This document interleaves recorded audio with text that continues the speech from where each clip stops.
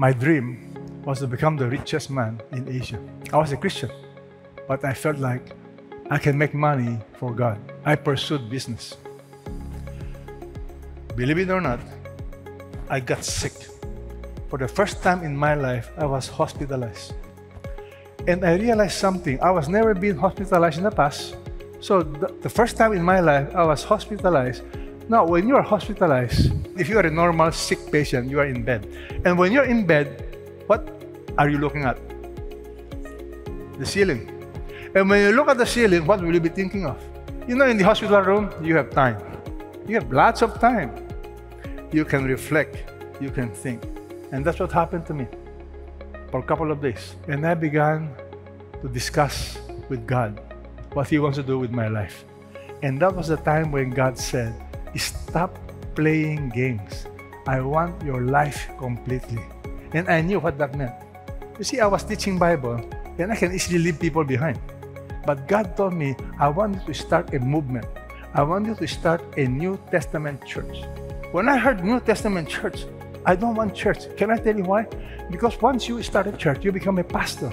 And once you become a pastor, you cannot leave your flock. You are stuck with them. Understand? I'm stuck with you.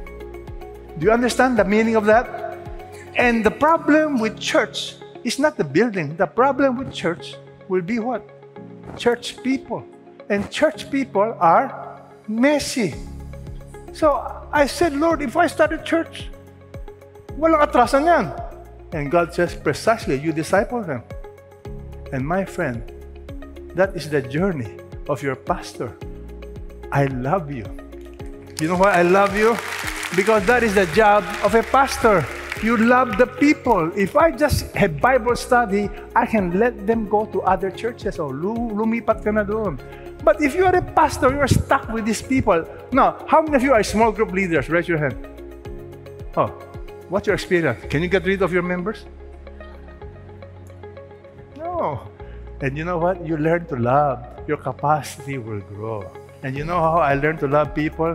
I look at my life. I'm a sinner, and God loved me. God forgave me. Who am I not to forgive people? If God forgives me, who am I not to forgive people? You know, to be a pastor, you need to have this quality of forgiveness. Because no matter what you do, you will be criticized. Amen? And what about you, small group leader? Will you be criticized? You don't realize a small group leader is really a pastor. So I'm calling you now. Small group leader, surprise!